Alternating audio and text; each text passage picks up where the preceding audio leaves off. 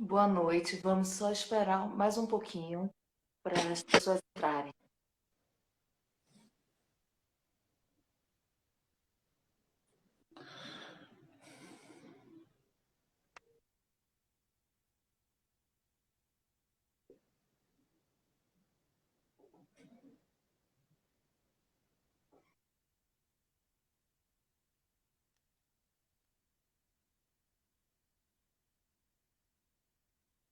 Enquanto isso, deixa eu aproveitar para parabenizar aos estudantes e os advogados pela data de hoje, né? 11 de agosto é o dia de vocês. Então, muitas felicidades, muito, vamos dizer, é um dia para ser comemorado, né? Já temos pessoas entrando.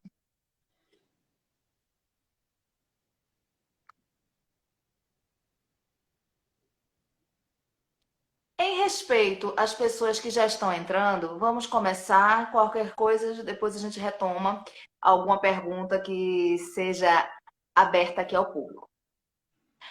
Boa noite a todos. Estamos no segundo programa aqui pelo Instagram, né, do Conversativa comigo, Amanda Maciel, e hoje tenho como convidado. Não é por nepotismo, não, mas é por merecimento mesmo. Já que eu tenho na minha residência, né, um esposo que tem toda a qualificação que eu convidar outra pessoa, por que não convidar ele mesmo, né? Dário Ferraz, que vocês conhecem enquanto advogado aqui em Garanhuns, mas ele também é administrador de empresas, tem especialidade na área trabalhista, civil e tributário. E hoje, que é dia do advogado e também dia do estudante, como eu mencionei anteriormente, nós vamos falar um pouquinho sobre o direito do pai. Até porque no domingo, foi o segundo domingo de agosto, dia no qual comemoramos o Dia dos Pais. Quero só confirmar uma coisa com vocês. Vocês estão ouvindo a gente? Pati Martins, amiga blogueira gastronômica que acabou de entrar. Pati, me responde uma coisa, tá ouvindo a gente?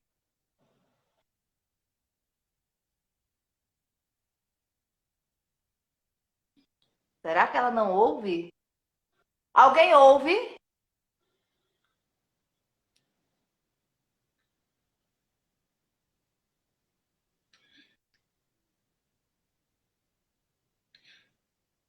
Vocês estão ouvindo ou não? Estamos ouvindo sim.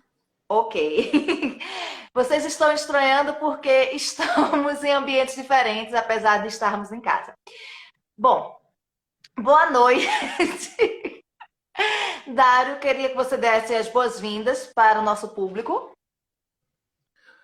Boa noite a todos que estão vendo, aqueles que vão ver lá depois na TV Web, no próprio Instagram. Tenho aqui meus respeitos e vamos debater sobre esse tema que é muito deixado de lado, que é o direito do pai. Bom, eu já parabenizei aos advogados e aos estudantes por hoje, né, que é o dia de vocês. Mas deixa eu aproveitar, antes de começarmos nosso bate-papo sobre o tema, para parabenizar os aniversariantes da semana. Ontem, foi dia 10, dia do aniversário do prefeito de Garanhuns, Sivaldo Albino, a qual aqui eu dou os parabéns atrasado. Amanhã é o dia do nosso queridíssimo radialista Gilmar Alves. E no dia 17, já no início da próxima semana, temos três aniversariantes queridos, né? Que é Alisson Novato, Aquiles Soares e Alan Gustavo, o nosso cocorote. Ou seja, com exceção do nosso prefeito de Garanhuns, o restante são profissionais da imprensa bem conhecidos em Garanhuns e região. Vamos começar. Quais são os direitos básicos do pai? Bom, o pai primeiro, o pai não é visita, né? Começamos logo por aí. O pai tem um direito, de acordo com a Constituição, de acordo com o Código Civil, de exercer a paternidade, exercer a educação que ele entenda melhor, sem respeitando a individualidade, respeitando o ambiente onde ele vive e respeitando também a família, toda a família materna, a família paterna e a família, o lar, né, além da sociedade onde ele está inserido. Um dos direitos maiores do pai é estar presente no parto. Tá? Pai não é visita. Durante o trabalho de parto, né, e durante a gestação como um todo, o pai pode interferir, né? Pode orientar a mãe a se alimentar de uma forma, a se exercitar de outra forma, é uma orientação. Mas durante o parto, o pai não pode ser impedido de estar no momento do nascimento do seu filho. Só Nem três nesse período pessoas, de pandemia? mesmo no período de pandemia, só três pessoas podem impedir o direito do pai estar na sala de parto. Primeiro, um juiz. Um juiz justifique a determinação que o pai não esteja na sala de parto. A mãe. Aquele momento é um momento único da mãe. Apesar de da criança estar nascendo, o pai tem o direito de estar presente, mas a mãe pode pedir que o pai não esteja. E o médico, por motivos de saúde ou por motivos de necessidades. Porque muita gente não consegue ver uma cirurgia ou está pronto, apto a ver uma criança nascendo, que é um momento tão sublime, mas também brutal. Então, o pai pode e deve exigir. Agora, depois do nascimento da criança, o pai pode sim permanecer na enfermaria ou no quarto, acompanhando sua esposa, acompanhando seu filho. Nenhum hospital, repito, nenhum hospital, ou a avó da criança, ou os tios da criança, ou qualquer outra pessoa, a não ser a mãe, o juiz e o médico, pode impedir do pai estar presente. E no caso da criança já maiorzinha, ela estiver internada e disserem, né, no hospital, só tem direito a um acompanhante. Seria que se tiver o pai e a mãe, os dois têm direito nesse sentido, ou eles só consideram realmente um acompanhante? Veja só, aí é um outro caso. A criança está internada por algum motivo de saúde. Se você colocar o pai e a mãe dentro do mesmo ambiente com uma criança doente, com certeza vai tumultuar a enfermaria ou o quarto. Por isso que alguns hospitais determinam que só um parente pode acompanhar.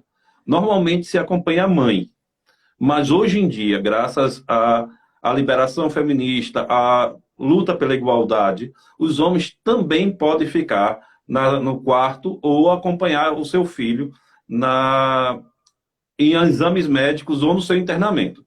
Porém, a permanência no quarto ou na enfermaria até o período noturno, ou seja, até o final onde a criança, até o final do dia, onde a criança vai dormir, só pode permanecer os dois. Depois do horário da noite, iniciando a noite, onde a criança vai se acalmar e vai dormir, só é permitido um, ou o pai ou a mãe. E o que a lei considera pai? A lei considera pai, a palavra pai é uma palavra mais extensa. Vamos esquecer uma teoria, um ditado popular que diz que mãe é mãe, pai pode ser qualquer um. Isso não existe. Pai é toda aquela pessoa, um homem ou um homem, que cuida de uma criança, que tem para si como um filho. Ou seja, o pai pode ser o pai biológico, que contribuiu lá com a sua carga genética, E também pode ser aquele pai que cria, aquele pai que pega aquela criança e tem como filho. Pode ser registrado no cartório, né, como pai afetivo, ou pode simplesmente criar como sendo pai. O pai biológico não perderia a paternidade, mas essa criança teria dos pais, e futuramente, caso a criança entenda, criança já adolescente entenda, que os dois, o biológico e o afetivo, são pais, pode registrar os dois como pai na sua certidão de nascimento. Então, pai é o que cria e o pai é aquele que doa a sua carga genética. Você inicialmente falou sobre alguns direitos básicos do pai, mas que é considerado o direito que todo pai tem? Bom, o que se confunde muito é o direito de visita. Tá? O pai tem o direito de visita, como diz o ditado o povo. Pero não é bem assim. O direito de visita é do pai e do filho, do pai e da criança. Portanto, a criança tem o direito à família, a ter acesso à família. Então, o pai entra com ação de regulamentação de visita. Se não estiver no mesmo ambiente, na mesma casa, entra com direito de visita e consegue aí regulamentar essa visita. Essa visita é o direito da criança, a criança tem esse direito por ser filho, tá? Tem o direito à sua família, ao contato familiar, a ser criado no seio familiar, e o pai tem direito ao acesso à criança também, por ser pai. Então, há um impedimento desse contato com a criança, ele pode ser considerado até crime. Portanto, o pai, um dos direitos primordiais do pai é ter o contato com o filho. E é um contato direto, é um contato afetivo. A única impedimento seria uma ordem judicial de afastamento ou uma ordem de médica de afastamento médico. Fora isso, o pai tem o direito de ter o contato com o filho. Além do mais, o pai tem o direito de ser cuidado pelo seu filho, independentemente da idade.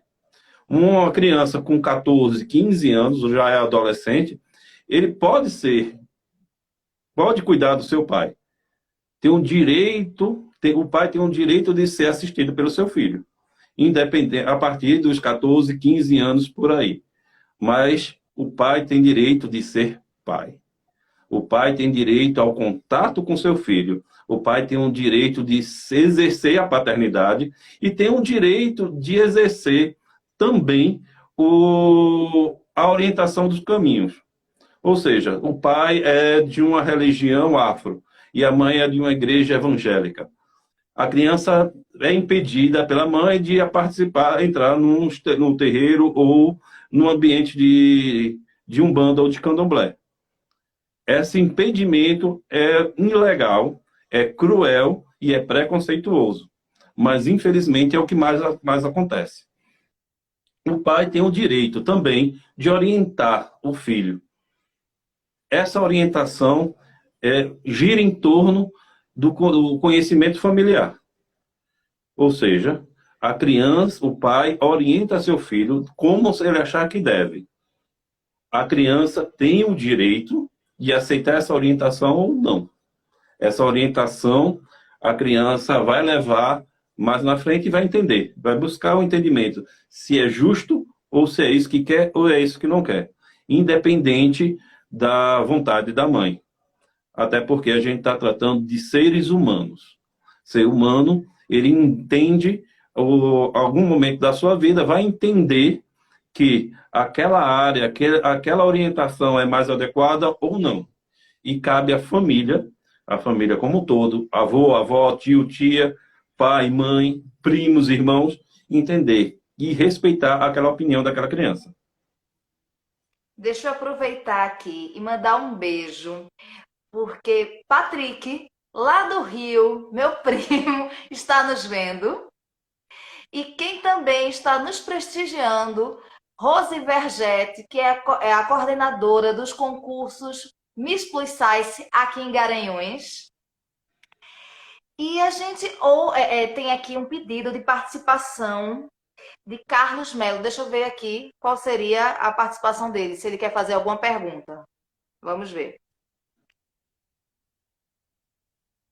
E parece que a tecnologia está deixando na mão. Eu estou colocando aqui. Ah, pronto. Bom dia, meu amigo Carlos Melo, meu grande amigo, lá da Habib's, da Avenida Recife. Boa noite, Carlos. Você tem alguma pergunta? Eita, ele saiu, caiu. Queria saber se ele tinha alguma pergunta, mas eu acho que ele caiu. Qualquer coisa, daqui a pouco ele retorna. Vamos continuar, então. O não pagamento de pensão alimentícia dá direito de que a criança não seja visitada pelo pai? Não, uma coisa é uma coisa, outra coisa é outra coisa. A criança, a pensão alimentícia ou os alimentos, ele diz direito à alimentação da criança.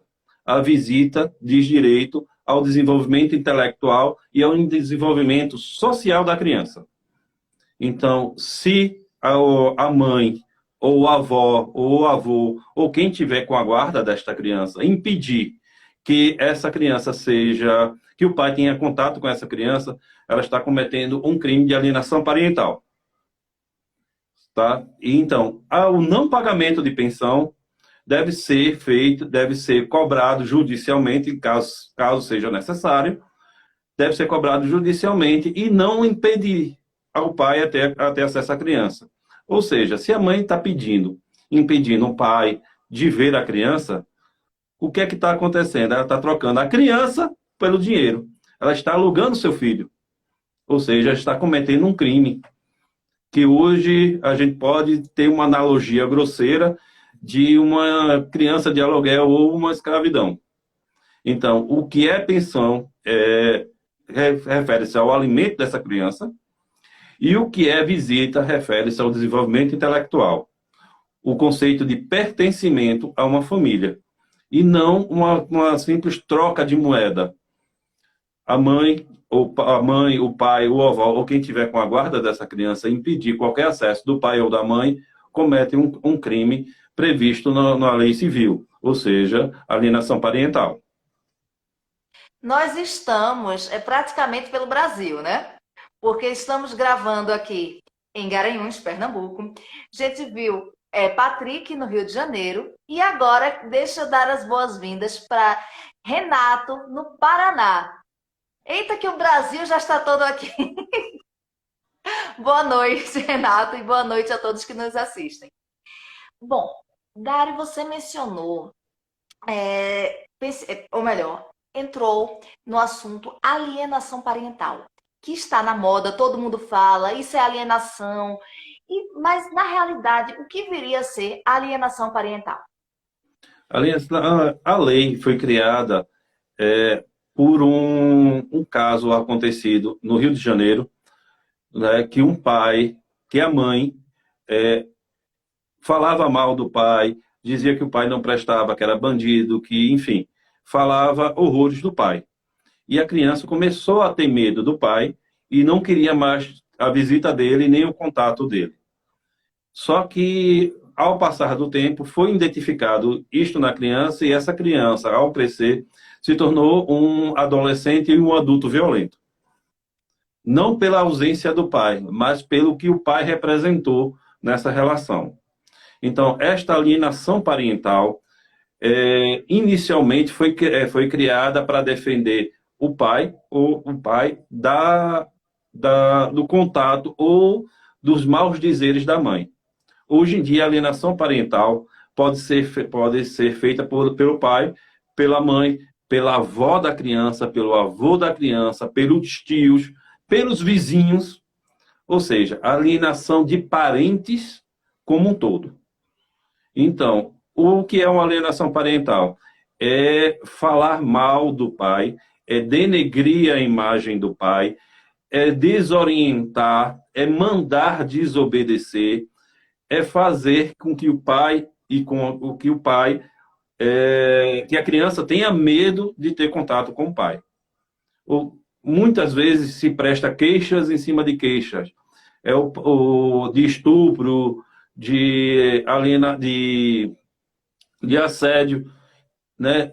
Queixas, mais queixas e mais queixas no, processos na justiça e no conselho tutelar, né? É comum ver os conselheiros tutelar aí investigando fatos inverídicos, né, que não têm um mínimo de base para que o conselho tutelar retire a guarda, retire ou peça, solicite a justiça, né, ao juizado da infância e juventude, a vara da família, que a criança e o pai, que a justiça impeça a visita do pai. Então, a alienação parental é basicamente isso. É a desqualificação do pai, ou da mãe, ou do avô, ou da avó, para que a criança tenha medo e tenha vontade, expresse sua vontade de não estar com o pai, né? Que não está com o parente.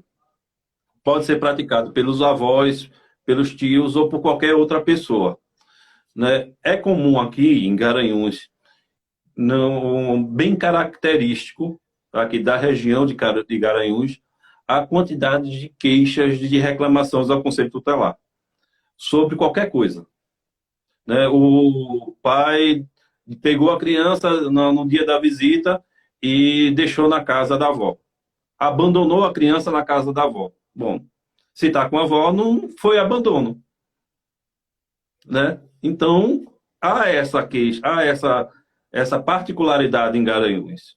Já em Olinda, onde eu atuo também, em Olinda e em Recife, a alienação parental é mais queixas-crimes. Queixa-crime de violência, violência doméstica, violência contra a criança, violência contra a família da mulher ou a família do marido, da família de quem está com a guarda, para que haja uma medida protetiva e essa medida protetiva impeça também ao pai ter contato dessa criança. Mas nossa justiça está sempre em evolução. Essa evolução é salutar, é saudável e já tem decisões que deixa claro. A violência doméstica contra a mulher, a violência doméstica contra os avós da criança ou qualquer outro parente, ele não pode ser impeditivo, não pode impedir do pai ter contato com a criança.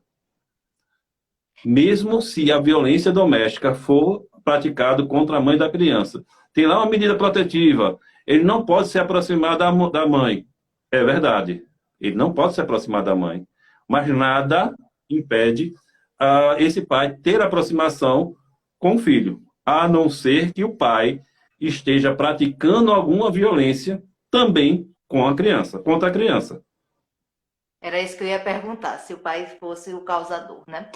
Mas deixa eu aproveitar aqui para parabenizar duas pessoas que estão nos prestigiando. Hoje é o Dia do Estudante, como eu já mencionei, então deixa eu mandar um beijo para Milena, que é estudante de História de Águas Belas, que está nos prestigiando. E também parabenizar o advogado Tadeu Amorim, que também está nos prestigiando. Parabéns a vocês. Vamos voltar aqui. Você falou um pouquinho sobre alienação parental. Mas, assim, como é que se combate, de fato, a alienação? Você pincelou, assim, alguns aspectos, mas se eu não tenho acesso vamos dizer, esse conhecimento em si, como é que eu procedo?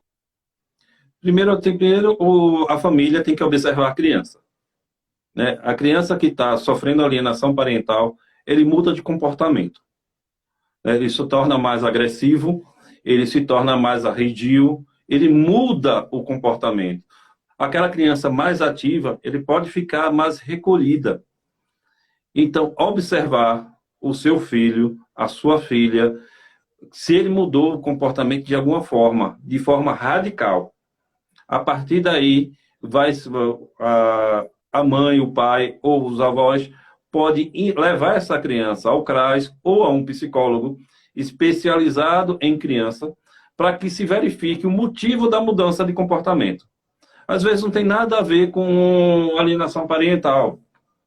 A criança simplesmente está mudando de faixa etária, está mudando, está amadurecendo seu entendimento da vida e agora muda, né, o comportamento.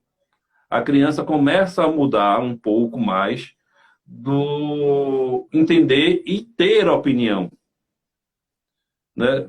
Eu me lembro quando meu filho estava, meu primeiro filho, teve um dia que não queria estar comigo porque tinha uma piscina. Tinha que ir para uma piscina. Eu fiquei triste, né? E mesmo ao mesmo tempo alegre, porque eu sei que ele está se desenvolvendo e eu tenho que respeitar a opinião dele.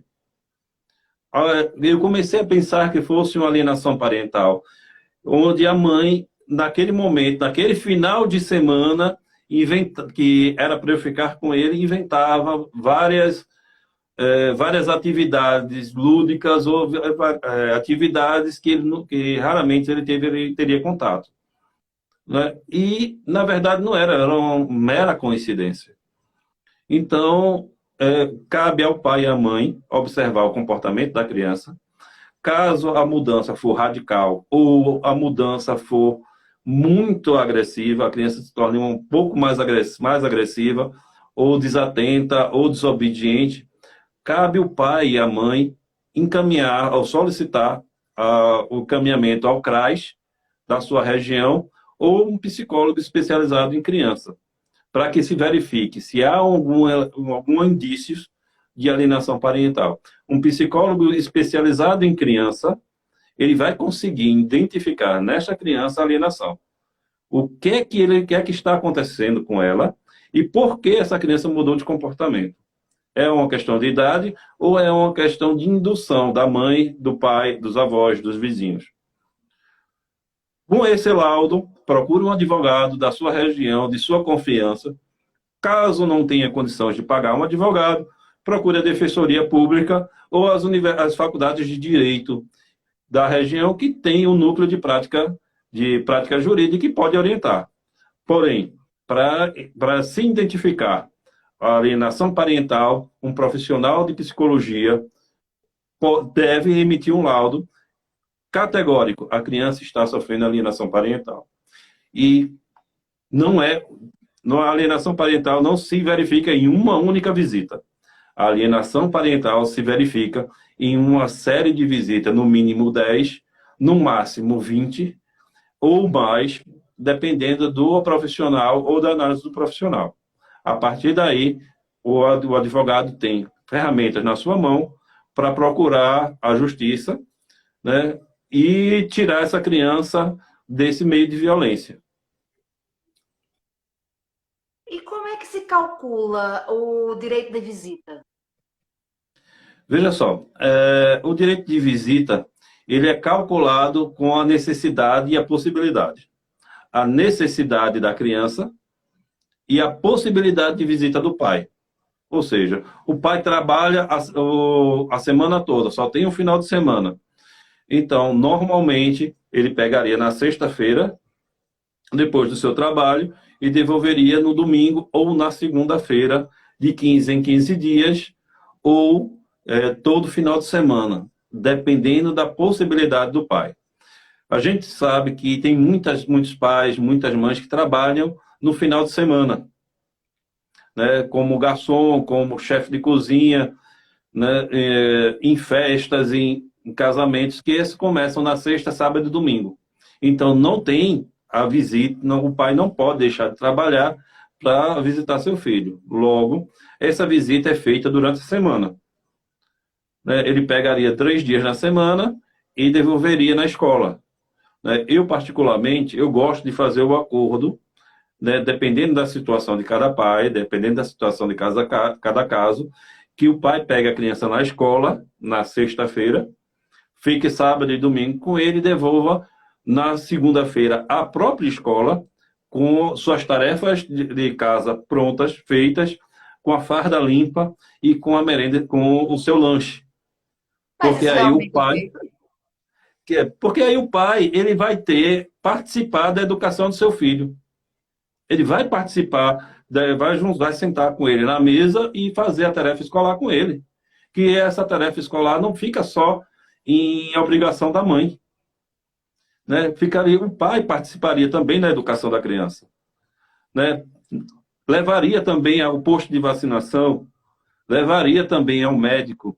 Ou seja, esse período, né, de sexta tarde ou sexta no final, na sexta de manhã, de meio-dia ou sexta-feira no final da tarde, é um período onde a criança e o pai teriam um estreitamento de visita, um estreitamento do seu vínculo, um estreitamento do seu laço afetivo. Por isso que é importante o pai participar também da educação. O cálculo, em suma, é de acordo com a necessidade. Tem crianças que têm necessidade de um contato maior com o pai em algum período da vida, né? Antigamente dizia que o pai tinha que ensinar seu filho a ser homem, né? Não é bem assim, mas hoje, mais ainda hoje, se entende dessa forma. Então, o pai tem que ensinar alguns detalhes da vida moderna, né? Alguns detalhes da vida do homem, para que a criança, a orientação sexual dessa criança, a orientação de sociedade, o seu papel de homem nesta sociedade, seja feita. Por isso, o contato do pai, dependendo da necessidade da criança. E mais uma coisa, Amanda, a partir dos 12 anos de idade, dependendo do desenvolvimento psicológico dessa criança, dependendo do desenvolvimento social dessa criança, ele pode dizer que quero ficar com meu pai mais tempo ou não quero mais ver meu pai. A partir desse momento, a criança já tem voz e deve ser levada em consideração. A justiça no todo o Brasil, os fóruns as varas de família, a justiça de família em todo o Brasil, começam a ouvir hoje a criança cada vez mais cedo. Antes era até os 14, 15 anos. Hoje já é com 12 anos, porque o desenvolvimento da criança está se tornando mais rápido, a criança está amadurecendo mais rápido do que antigamente. Antigamente, com 12, 13 anos, a gente queria estar na rua, queria estar jogando bola, né? Queria estar roubando manga da casa da vizinha. Mas hoje, a criança com 12, 13 anos, ele não quer saber mais de contato direto, de contato muito íntimo com o pai e com a mãe. Ele quer ter um contato com o seu grupo de amigos. Então, ele pode dizer, não quero hoje ver meu pai, não quero ver amanhã, quero ver hoje, quero falar com meu pai, quero falar com minha mãe. E nenhum parente, seja ele avós, pai, mãe, qualquer parente, não pode impedir essa criança de ter contato com o pai, com a mãe ou com qualquer parente. A única pessoa, as duas únicas pessoas que podem impedir esse contato é um juiz devidamente, com o devido processo e justificado, e a criança, que não precisa nem justificar por quê. Eu não estou afim de ver meu pai hoje, eu não vou ver. E eu não posso obrigar. Porém, a criança menor de 12 anos é obrigada a estar com o pai. A criança está sendo mal criada, a criança está dizendo que não quer, a criança diz que não gosta do pai. Não importa neste momento. A criança será obrigada a estar com o pai, a não ser que um psicólogo identifique alguma alienação parental, algum indício de alienação, algum indício que essa visita do pai é danosa, e a mãe ou os avós entrem com um devido processo legal e impeça o direito de visita para proteger o bem-estar da criança. Quando eu pego um caso de alienação parental ou um caso de regulamentação de visita, eu digo logo ao pai, à mãe, que pai é pai. Ele tem direito à visita. E eu, como advogado, eu defendo a criança, os interesses da criança. Muitas vezes eu vou de encontro ao que quer impedir de todo jeito do pai ter contato com a criança. Só que esta criança, mais na frente, essa criança mais na frente pode ter um problema mais grave, né? Pode ser agravado esse problema.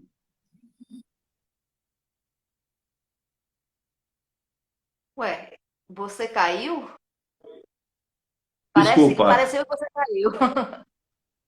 é coisas da tecnologia. Ou seja, essa criança precisa ser ouvida por um profissional e deve ser seu direito reservado pelo profissional do direito, pelo advogado. Ou seja, o advogado tem a obrigação de defender o lado mais fraco nessa relação, ou seja, a criança. Apesar de que o pagamento dos honorários seja feito pela mãe da criança, mas o bom interesse da criança deve ser respeitado, independente de quem for o pagador dos seus honorários. É uma orientação feita pelo Conselho Nacional da Criança e Juventude, pelo programa Pai Legal, que é um programa das Nações Unidas para o direito da paternidade, e também é uma orientação dada pelos psicólogos de plantão. Né? Todos os psicólogos e psiquiatras que cuidam de crianças e adolescentes, eles orientam o contato com o pai, o contato com a mãe, o contato com os avós, com os tios, porque a família é um dos pontos mais importantes do desenvolvimento individual. Cada criança deve ter contato com as mais diversas culturas, com as diversas religiões, para que ela possa, quando adolescente ou quando adulto, decidir, eu quero seguir esse caminho ou quero decidir, eu quero seguir aquele outro caminho. Eu quero seguir essa religião ou quero seguir aquela outra religião. Você acabou de mencionar a importância de psicólogos. E eu estou vendo que estamos sendo prestigiados também por Ana Cecília, que é uma psicóloga lá de Lagoa do Ouro. Seja muito bem-vinda. Bom, Seja bem-vinda, Ana Cecília. você estava falando logo no início sobre a questão de pensão alimentícia. E aí, como é que se calcula a pensão? Porque tem muita Bom, gente que acha que vai, vamos dizer, tirar tudo do pai. Como é que funciona na realidade? bom, eu tenho que dizer o que determina a lei. A lei determina um meio termo entre a possibilidade de pagar, de quem paga, e a necessidade de quem recebe. Né? Mas na prática, os juízes, eles entendem um pouco mais prático. Né? Varia de 1 a 40% do salário da pessoa ou do salário mínimo. Né? Mas, porém, há um padrão nas sentenças, a maioria dos advogados que milita na área de família também, vai observar que é um padrão. Né? Para uma criança de 0 a 5 anos, é 10% do salário do pai ou da mãe, né? E de 5 a 10 anos chega a 11, de 11 a 15 chega a 12, e de 12 em diante pode chegar a 13 a 14% por cada criança. Porém, limitando as 40%, que é o limite legal. Mas, na verdade, a gente vê uma disparidade um pouquinho maior, né? Porque tem muitos pais que estão desempregados. A gente está saindo de uma pandemia. Então, os pais estão desempregados. O pai e a mãe estão desempregados. E como é que o pai e a mãe vai pagar a pensão? Né? Como essa criança vai se alimentar? Essa é uma questão a ser discutida. Porém, o pai que está desempregado e paga a pensão, ele é obrigado a pagar a pensão mesmo estando desempregado, no montante da sua necessidade, da sua possibilidade, ou na necessidade da criança. Ou seja, mesmo ele preso, mesmo ele desempregado, ele tem a obrigação de pagar à criança a pensão alimentícia, determinada por justiça. Ah, mas eu fiz um acordo com o pai do meu filho e ele vai pagar R$ 200 por mês. Beleza, se tem esse acordo, faça por escrito. Vá na vara de conciliação, mediação e arbitragem da sua cidade, converse lá com os conciliadores e registre esse acordo. Registre esse acordo. Coloque em termos, porque se o pai ou a mãe ou aquele que paga a pensão não cumprir, ele já está assegurado. E eu costumo dizer, Amanda, de boca só beijo, e nem de todo mundo. Ainda bem, né? Deixa eu mandar um beijo bem apertado aqui numa amiga da gente que acabou de entrar, Lúcia Emília, que eu considero a melhor cabeleireira de Garanhuns. Seja muito bem-vinda, Lúcia. Bom, voltando aqui a essa questão de pensão alimentícia, né? Pelo que você falou, não seria tanto aquela história de engravidei para ganhar uma fonte de renda. Porque, pelo que eu entendi, não é, vamos dizer, uma criança se gasta muito mais do que é exigido por o pai. Seria uma coisa mais ou menos assim. Exatamente.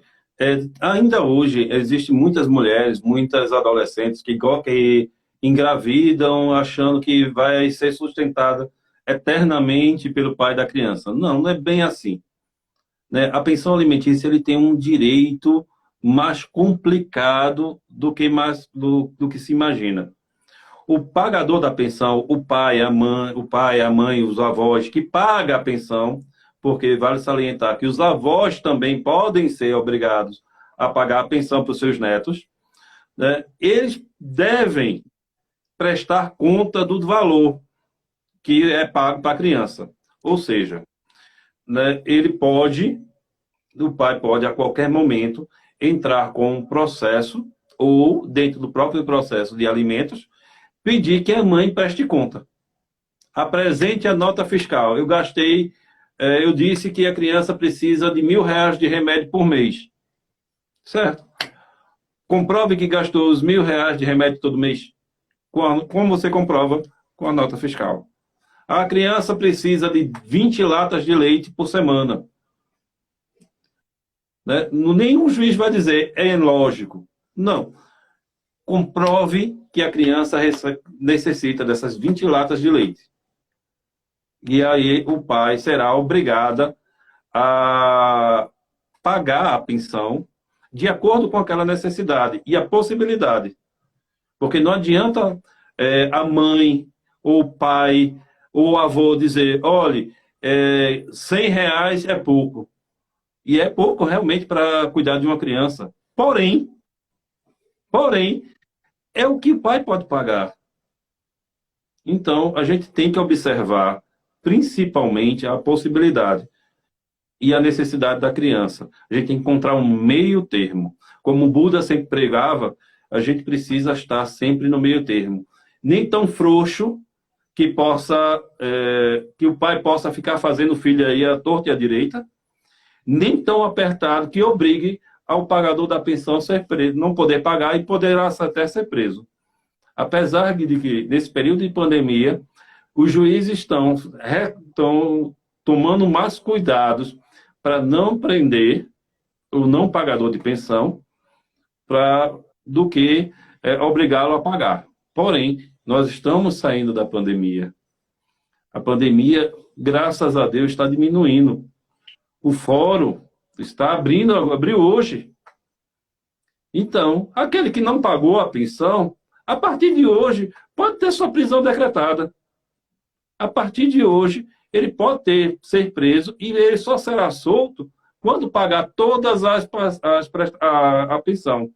Desde o momento que foi decretado, né, a partir dos 3 últimos meses, até o momento da sua prisão.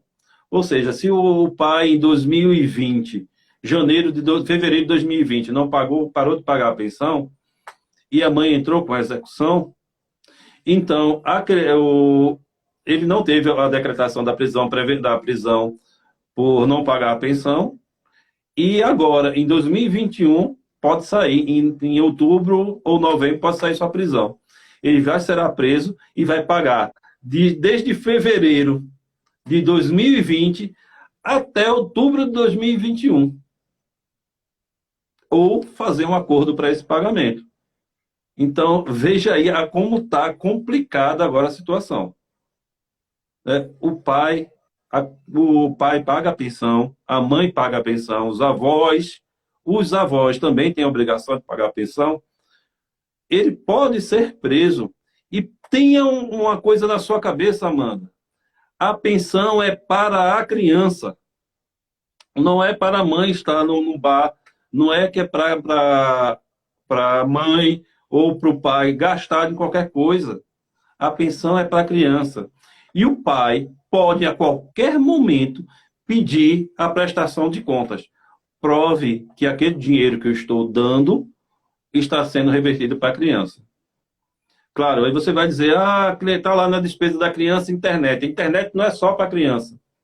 É verdade, a internet não é só para a criança. Mas a criança sem internet não tem um desenvolvimento. E nem está Então, a assistindo internet aula nesse período. é para a criança. Né? As aulas mesmo online. A criança, o dinheiro do pai não dá para pagar uma escola particular. A criança tem que a mãe e a criança tem que se adaptar à possibilidade. Ou seja, o pai não pode pagar uma escola, a gente vai obrigar o pai a pagar? Não tem condição. É obrigar o pai a pagar e ele ser preso. Logo, um acordo bem feito diminui isso.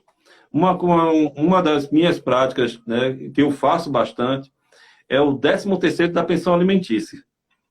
Né? É uma coisa assim que agora está virando mais comum, mais corriqueiro. Tem esse Né? direito? Não tem direito ao 13º. Criança não tem direito ao 13º. A pensão alimentícia não tem 13º, a não ser que o pai esteja trabalhando. Que, inclusive, a criança tem o direito a uma porcentagem das férias e do 13º também. Mas aqueles que não trabalham, não têm a fonte de renda declarada ou não é descontado em folha, né, ele pode sim ter um 13º. Como é que eu faço esse acordo? Eu converso com o pai, eu converso com a mãe, diz, olha, durante o ano você vai pagar 10% do salário mínimo. Porém, duas vezes por ano você vai comprar uma roupa completa, camisa, calça, cueca, bermuda, meia, calçado. Que isso serve também como se fosse um 13º. Ou seja, a criança vai ter também o pai que compre uma roupa, vai entender o gosto pessoal do pai em roupa, de como se vestir, e vai dizer, eu quero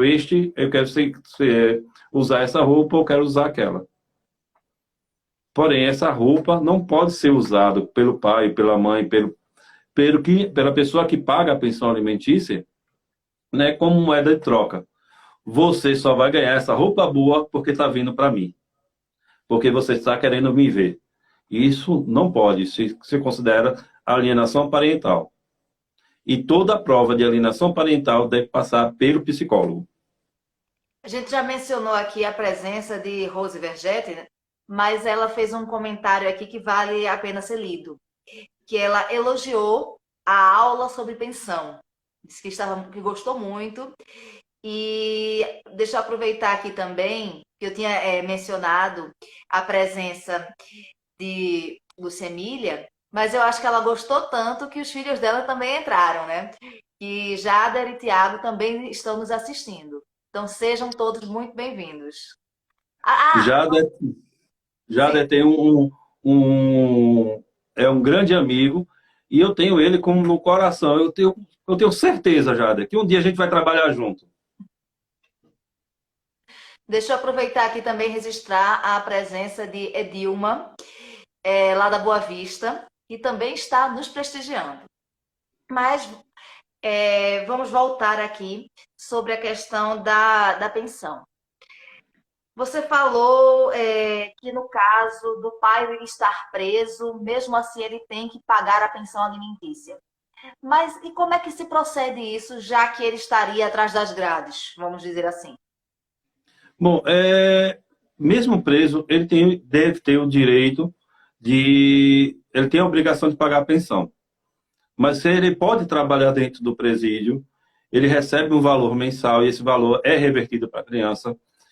É, ele tem uns benefícios do governo estadual, do governo federal, né, como o auxílio presidiário, que é revertido não para o preso, mas para a sua família. Então, ele continua pagando a pensão em cima desse auxílio prisional. Porém, se ele não tem direito ao auxílio prisional, se ele não quer trabalhar no presídio, se ele não tem condições de pagar, adivinha, Amanda, quem é que paga? Os avós? Exatamente. Vovô e vovó pagam a pensão. E é descontado também na aposentadoria, no BPC, no benefício continuado. Os avós têm a obrigação de pagar, mesmo o pai estando preso. Quando o pai sair da prisão e começar a trabalhar ou desenvolver qualquer atividade econômica que ofere a renda, ele pode voltar a assumir a pensão. É mito ou é verdade que o presidiário ele recebe uma bolsa? Depende.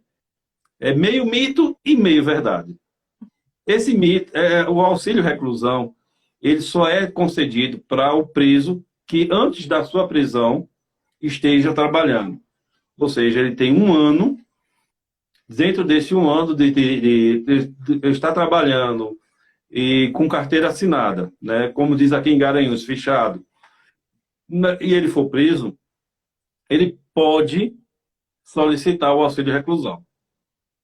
Então, só para aquelas pessoas que foram presas, né, mesmo cautelar, mesmo a prisão provisória, ele pode receber o auxílio reclusão. Então, A essa bolsa história de que vou aqui, cometer um crime para que meus filhos recebam pensão não procede. alguns podem até fazer isso. Porém, ele vai perder mais preso do que solto. Né? Ele vai estar preso, segregado, num lugar onde tem criminosos, para poder pegar esse valor e dar para os filhos. É meio ilógico pensar que alguém pense dessa forma. Né? É meio estranho. Mas no Outra período de bolsa, pandemia eu já escutei algumas coisas nesse sentido. pois é, houve uns boatos dessa forma, mas o auxílio prisional é enquanto a pessoa está presa. Ou seja, ele vai ficar, dependendo do crime, né, ele pode ficar de 3 meses, de 90 dias a 4 anos preso, e a criança receber esse auxílio reclusão. Mas a partir do momento que ele vai para o regime semiaberto, ou vai para o regime, só se qualquer outro regime aberto ou semiaberto, esse auxílio prisional é recolhido. Ou seja, a criança voltará a receber, a criança voltará a receber a pensão alimentícia baseada no trabalho do pai, mesmo tendo essa prisão. E como Uma coisa você muito disse importante antes, que o pai você, tem que trabalhar antes, né?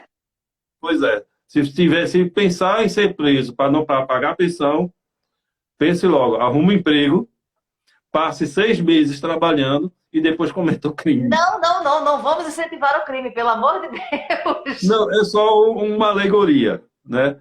Mas outra coisa bem interessante, Amanda, o pai preso, ele também tem o direito de visita do seu filho, independente da idade.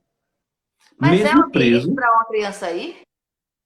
eu nunca recomendei a criança para entrar num presídio. Porém, é direito do pai ter o contato com seu filho, é o direito da criança ter o contato com seu pai, mesmo preso. Porque qual é a ideia atrás disso?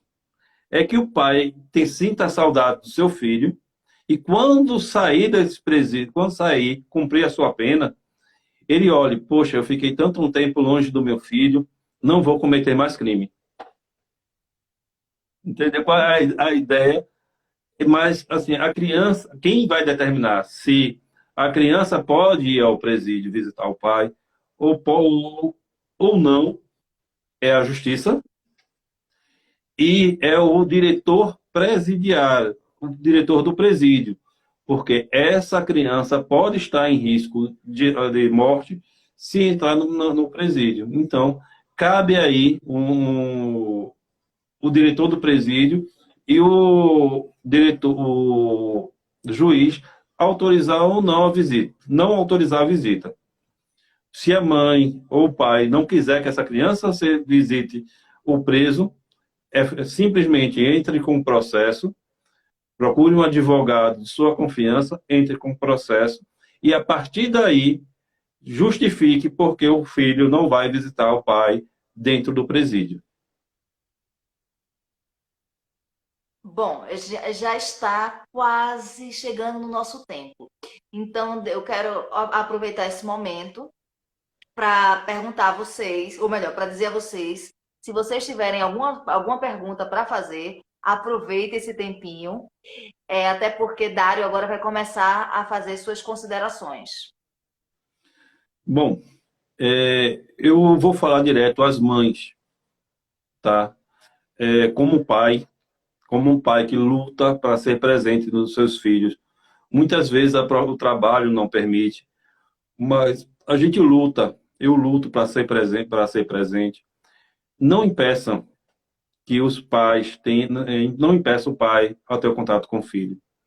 Não fale mal. Você pode ter aquela mágoa lá atrás de uma traição, de uma agressão, de uma violência, mas não transmita isso para os seus filhos. A violência que você está praticando contra seu filho pode ser maior do que a violência que você sofreu. A violência que você sofreu, você transmitindo isso, esse sentimento para o seu filho, você pode transformar ele numa pessoa violenta. Então, vamos acabar com o ciclo de violência. Vamos trabalhar na paz. Vamos pregar a paz, a harmonia, o bom acordo. Vamos conversar com nossos filhos. E, senhores pais, por favor, vamos conversar com nossos filhos. Conversem com seus filhos sem preconceito. Ouçam a opinião deles. Argumente se é certo ou se é errado. Não é eu não quero, eu não aceito. Simplesmente o porquê. Por que você quer ser desse jeito? Por que você é desse jeito? E mesmo assim, apoie. Apoie a educação, apoie a liberdade, apoie o direito, apoie a família, independente de que família for. Se é família de uma pessoa só ou uma família de muitos, apoie. Deixe seus filhos terem contato com todos da família. Os primos, os tios, os avós, mesmo aquele que é meio desgarrado, mas cabe aí a gente conversar, a gente unir a nossa família. Eu vou fazer esse apelo a vocês. Pensem nos seus filhos. Vamos acabar agora com esse ciclo de violência. As crianças, nossas crianças, hoje, amanhã serão os adultos. E se nós praticamos a nossa violência, a alienação parental, se nós praticarmos a alienação parental contra nossos filhos, mais cedo ou mais tarde essa criança vai descobrir a verdade. E a verdade dói. A verdade dói. E essa criança vai descobrir que a mãe mentiu para ele, que o pai mentiu para ele, que a avó mentiu para ele. Olha a desilusão dessa criança. Olha o que essa criança vai sofrer. Olha o que vocês estão fazendo com essas crianças. Vamos conversar com nossos filhos. Vamos incentivar a paternidade. Vamos incentivar a conversa. Vamos incentivar a comunhão da família. Não é porque vocês se separaram que hoje são inimigos. Porque se separaram é porque você e a mãe da criança, ou você e o pai da criança não deram certo. Mas seu filho vai ser eternamente filho. o pai vai ser eternamente pai, a mãe vai ser eternamente mãe, os avós vão ser eternamente avós. Por isso que a criança deve estar no centro e da família e ser protegido por todos, independente de cor, raça, religião ou principalmente opção sexual. Bom, tem muitas pessoas elogiando, principalmente essa parte das considerações. Inclusive a sua sogra, a professora Norma Maciel, assim também como a Lana, que é uma confeiteira de Garanhuns, que faz uns docinhos deliciosos. E deixa eu aproveitar também para registrar a presença de nossa amiga Sandra Vilar, uma profissional da comunicação aqui em Garanhuns, a Valiosa, né? Conhecida como a Valiosa. Bom, eu queria agradecer a presença de todos vocês e informar a vocês que no dia 19 tem mais Conversativa com Amanda Maciel e estarei conversando no dia 19, vou dar um alerta de spoiler, com um historiador. Se você quiser saber quem e o assunto, fica ligado nas redes sociais.